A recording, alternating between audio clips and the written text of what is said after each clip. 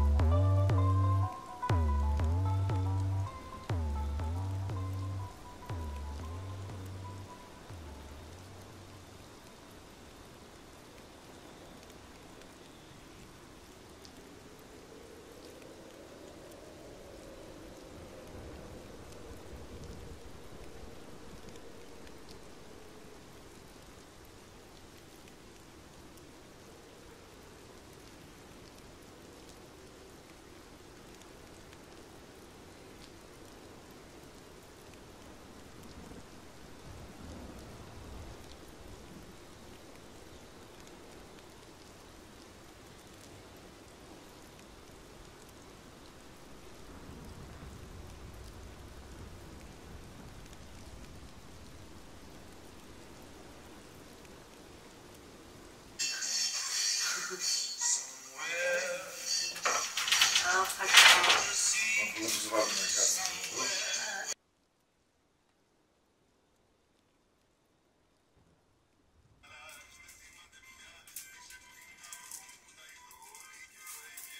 πιο λεπτά τα κάνεις εδώ στο πάτο, όσο ανεβαίνεις, πιο χοντρές. Να πάμε σε τέτοιο πάτο, ακόμα πιο χοντρές. Το Αρικό βρίσκεται στο νοτιότερο σημείο του νομού Φλόρινας. Το υψόμετρό του είναι 750 μέτρα περίπου. Είναι στα όρια μεταξύ τριών νομών, Φλόρινας, Χαστοριάς και Κοζάνης. Η Φλόρινα θα τρέχει μια ώρα, στη Χαστοριά 40 λεπτά. Και από την Πτολεμαΐδα που είναι η πλησιέστερη πόλη είναι 20 λεπτά.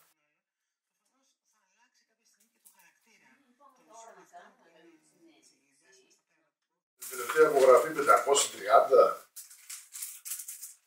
αν θυμάμαι καλά, συνεχώς μειώνεται ο πληθυσμός.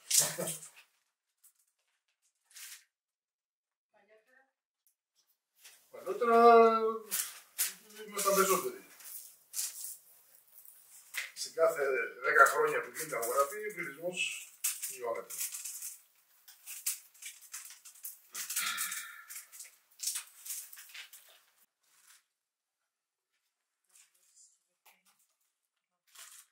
Οι κάτοικοι ασχολούνται λίγοι με τη γεωργία, με την κτηνοτροφία και πολύ λίγοι με την καλατοπληκτική.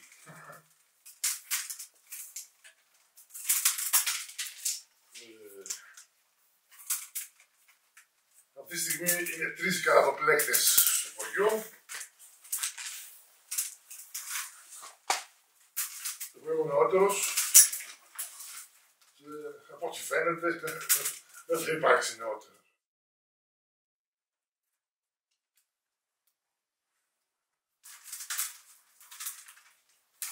Παλιότερα υπήρχαν πολύ καλατοπλέκτες. Αλλά όσο περνάνε τα χρόνια, οι νεότεροι δεν ασχολούνται καν. Εγώ την έμαθα τον πατέρα μου, ο οποίος ήταν καλατοπλέκτης. Μπορώ να πω έχει αφήσει ιστορία.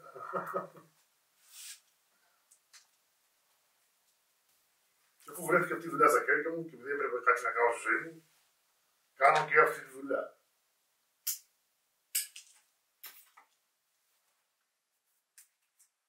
Όλοι οι κάτοικοι του χωριού, ας πούμε, ασχολούνται, βάζουν φασόλια. Αλλά λίγα στρέμματα. Και παράλληλα κάνουν και κάτι άλλο.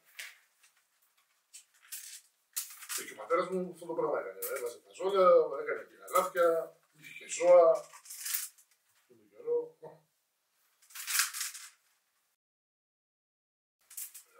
Αυτό που ξέρω είναι το εξής, ότι λέγανε κοφίνια και καλάθια, τα οποία τα χρησιμοποιούσαν. Έτσι, τα κοφίνια στα ζώα για να μεταφέρουν διάφορα προϊόντα, τα καλάθια να μάσουν τις ντομάτες, τα σταφύλια.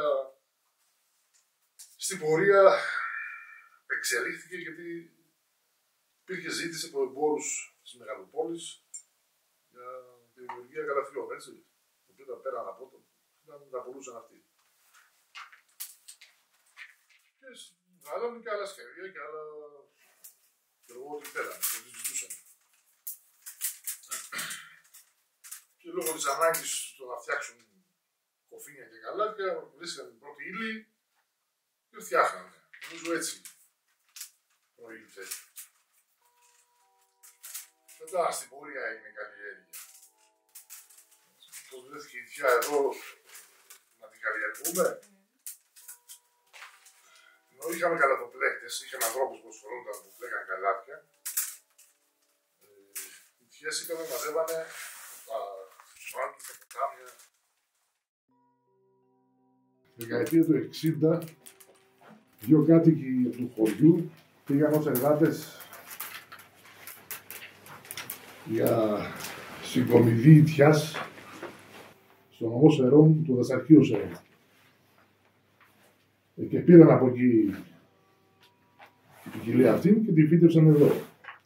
Οπότε είναι καλλιέργεια εδώ πέρα.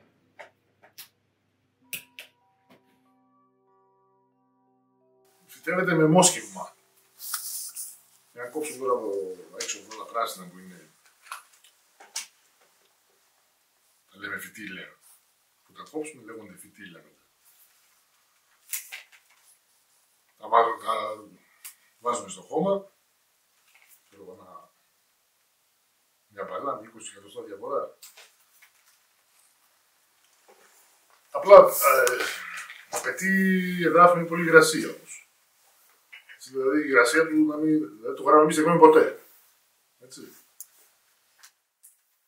Και φροντίδα, ξεχορτάριασμα, δηλαδή να μεγαλώσει το φυτό χωρίς να το πνίξουν τα χόρτα. Αυτό είναι φυσιολογικό. Έτσι. Οποιαδήποτε καλλιέργεια. Έτσι γίνεται. Και το φυτόριο πηγαίνει πολλά χρόνια εάν το φροντίζεις. Έτσι, αν δεν το φροντίζεις, εάν το πνίξουν τα χόρτα σου, δεν ξέρω εγώ, θα χάθει, θα καταστραφεί.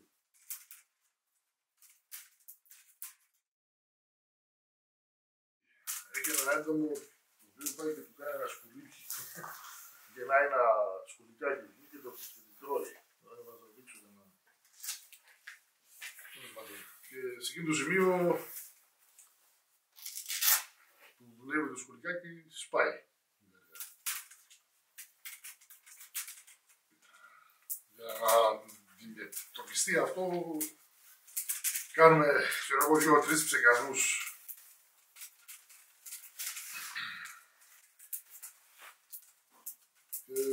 Δεν ξέρω πού οφείλεται. Είναι χρονιές που είναι πιο έντονο το πρόβλημα και είναι χρονιές που ούτε καν φαίνεται. Δεν ξέρω να το εξηγήσω. Έχει να κάνει με την ξηρασία, με την υγρασία. Αρχές της άνοιξης που την κόψεις αυτό θα ξαναχτυπήσει. Στην τρίτη χρονιά θα έχει στρώσει το φυτόριο, έτσι θα σου δώσει παραγωγή. Τα πρώτα 2 χρόνια δεν βγάζει παραγωγή, βγάζει αλλά λίγη και όχι καλή.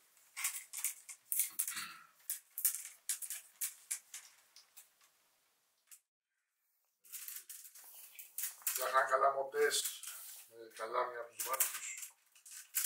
Ένας ωραίος συνδυασμός ήταν, ας πούμε, το ντύνανε τραμιτζάνες και μπουκάλια με βέργες ζητιάς και ψαθί στο τελείωμά του. Κυρίως πανέρι φτιάχνουμε. Αυτό που πάνε οι γιαγιάδες στην εκκλησία του, δεν έχετε δει πουθενά. Είναι αλλιώς το πλέξιμο του. Όλα αυτά θα γίνουν πανέρι. Η συγκομιδή γίνεται με τα χέρια, με ένα μαχαίρι και τα τελευταία χρόνια προσπαθούμε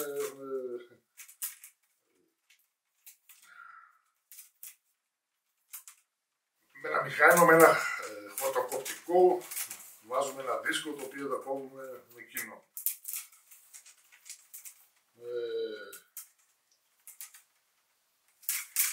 Δεν έχει επέμβει τεχνολογία. Γίνονται όλα χειρονακτικά. Για το κόψιμο θα βρούμε λύση για εδώ, για το καθάρισμα. Αφού κάνουμε τη συγκομιδή, τα φέρνουμε στο σπίτι και τα αποφλιώνουμε. Αφού τα αποφλιώσουμε και στεγνώσουν καλά, αποθηκεύονται και έχουμε πρώτη ύλη για να μπορούμε να δουλεύουμε το υπόλοιπο της χρονιάς. Όταν είναι να τα δουλέψουμε, αφού κάνουμε μια διαλογή, τι θέλουμε να φτιάξουμε, τα βρέχουμε για ένα 3ωρο, να μαλακώσουν, να τα ρίξουν νερό και μετά θα δουλεύουμε και φτιάχνουμε αυτό που θέλουμε.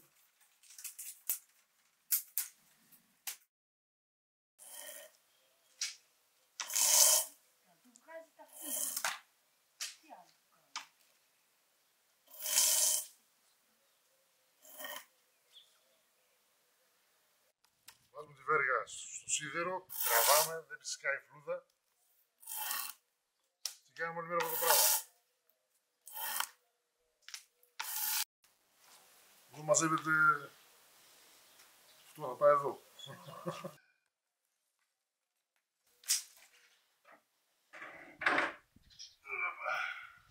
Να βουλιωθούν πρέπει να παραμείνουν πράσινα, να μην στεγνώσουν. Γιατί να στεγνώσει δεν θα βγει η φλούδα. Πρέπει να μείνουν όπως είναι. Γι' αυτό τα στιβάζουμε, τα βρέχουμε για να μην στεγνώσουν.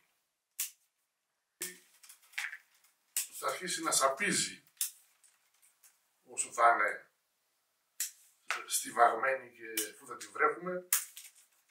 Δεν μπορεί να μείνει και για πάντα. Έτσι, μέσα σε 15 μέρες πρέπει να έχει αποβλειωθεί.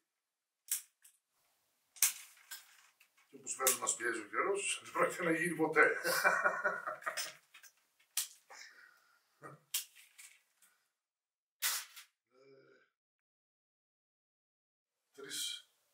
Θα τραβάμε βέργες. Εκεί 6, 7, 8 άτομα πόσοι θα μαζευτούμε, ποιος θα έρθει να βοηθήσει, ποια γιαγιά θα έρθει να βοηθήσει, ποια γειτόνισσα, ξέρω εγώ. Για να αντικόψουμε τη βέργα στο από το χωράφι, πλήρουσα 2 ανθρώπους να βοηθήσουν την κατάσταση. Και εδώ θα συμβεί το ίδιο, θα πληρώσω έναν εκεί με τραβάει βέργες και 2 γυναίκες εκεί που τα καθαρίζουν, σε ποιος άλλος θα έρθει να βοηθήσει. Ακριβώς. Δεν έχει αλλάξει τίποτα. Το μόνο που έχει αλλάξει είναι ότι πήραμε το χορτοκοπτικό να κόψουμε βέργες. Αυτό. Το εξυγχρονίζουμε σιγά σιγά. Λοιπόν, αυτό που θυμάμαι είναι ότι ο πατέρα μου να μην έχει χρόνο και να μην μου δείχνει ποτέ τίποτα. Φύγε. Πιεσμένος, μονίμως. Πώς γίνεται αυτό. Ας πούμε μια μέρα θέλω να μου δείξει. Εντάξει, τέτοια δεν έπλεγα. Έφτιαχνα έτσι. Αυτά τα άλλα τα πανέλια που είναι πληγμένα αλλιώς. Δεν μπορούσα να τα φτιάξω. Και ήθελα να μου δείξει κάτι. Δεν μου δείχνε. Μια μέρα λείπει στο χωράφι. Και ετοιμάζω εδώ. Σε μεγάλη ηλικία τώρα, λέω στα 20, κάπου εκεί. Του έκανα κάποια πράγματα εγώ εδώ, αλλά εκεί λόγω πίεσης δεν μου δίνει δεν είχα πιάσει να φτιάξω εγώ.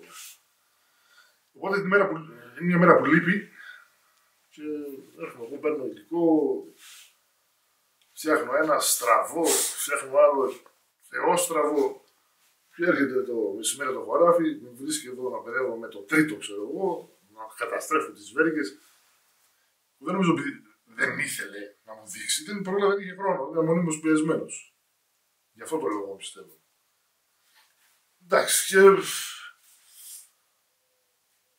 δεν είχα σκοπό να ασχοληθώ το επάγγελμα ενεργά, ήξερα μεν τη δουλειά. Είχαμε πάει σχολείο, αλλά ασχολιόμασταν με κάτι άλλο, τελικά δεν μας έκατσε αυτό. Και αφού είχαμε αυτό στα χέρια μας, το πιάσαμε καλά. Πώς το λέμε, ασχοληθήκαμε πιο έντονα.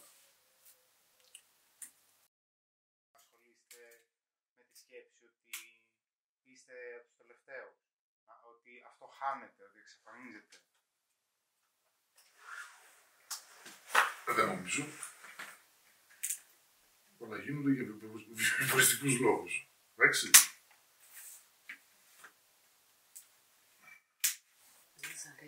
Αν είχα άλλη δουλειά, δεν θα έκανα αυτή τη δουλειά. Και μπορεί να το έκανα σαν χόμπι, ας πούμε. Δεν τελικά να μάθει.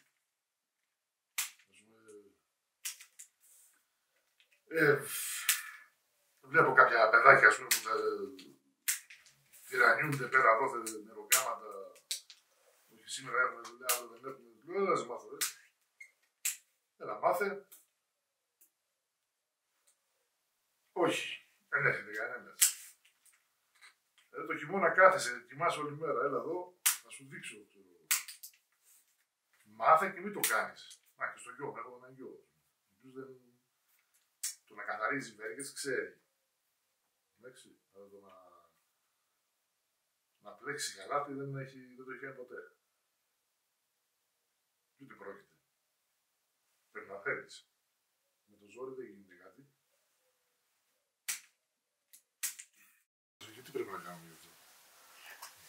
Τόσα επαγγέλματα κάνονται και τόσα νέα δημιουργούνται. Λόγω στις ανάγκες της εποχής, νομίζω. Εντάξει, μέχρι πριν λίγα χρόνια, ποιος πίστευε ότι με τον υπολογιστή θα βιοπορίζεται ο άλλος, με ένα λάπτοπ, ξέρω εγώ. Όλες οι δουλειές γινόντουσαν χειρονακτικά κάποτε τώρα, με το πάτημα ενός κουμπιού. Ξέρω εγώ. Είναι μια τέχνη. Δεν μπορεί να την κάνει ο καθένας. Για να φτάσεις σε αυτό το επίπεδο να φτιάχνεις ένα τέτοιο πράγμα, πρέπει να λιώσεις εργατόρες μέχρι να μάθεις. Δεν μαθαίνετε ούτε σε μια εβδομάδα ούτε σε ένα μήνα. Θέλει κάτσεις δίπλωμα εδώ, θέλει να κάνεις πρώτα πάτο, μετά περισσότερο πάτο, σιγά σιγά διατριβή. Θέλει καιρό. Ποιος έχει την υπομονή να το κάνει.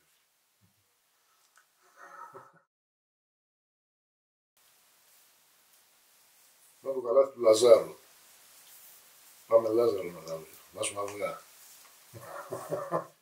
Το θέλει για να τελειώσει πάνω από ώρα. Οπότε πόσες ώρες θα δουλέψεις. Τόσο να βγάλει. Μετά το 17 νομίζω πάω εντατικά. Δηλαδή έχω δουλέψει πολύ σκληρά ώρες. Να σου πω ωράρια. Εντάξει, τι έκαναμε. Ψαλίδι, μαχαίρια, μέτρο. Τώρα το πάτο, ξέρω εγώ, το ύψος. Λίμα για τα μαχαίρια. Αυτά. Δεν θες κάτι άλλο. Αυτά. Ένα ψαλίδι και ένα μαχαίρι. Και πρώτη ύλη. Και την τέχνη να την ξέρεις, έτσι.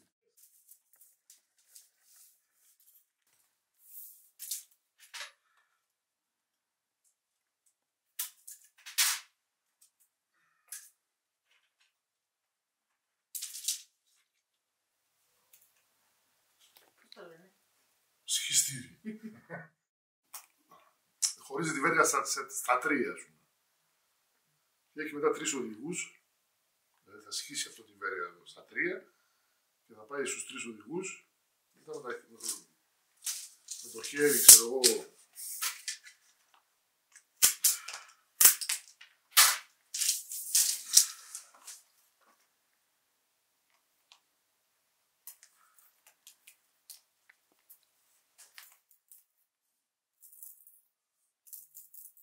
κατευθύνεις με τα 2 χέρια μη σου φύγει.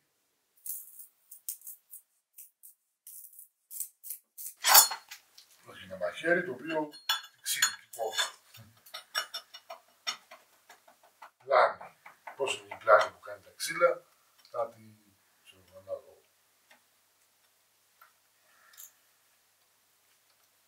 Για να πλανίζει βέργα. Κάτι που δεν υπάρχει σήμερα. Και δεν μπορείς να βρεις και να πεις ότι θα βρω. Μόνο και ένα μπαλατζί, αν τύχει και δεν την έχει καταστρέψει,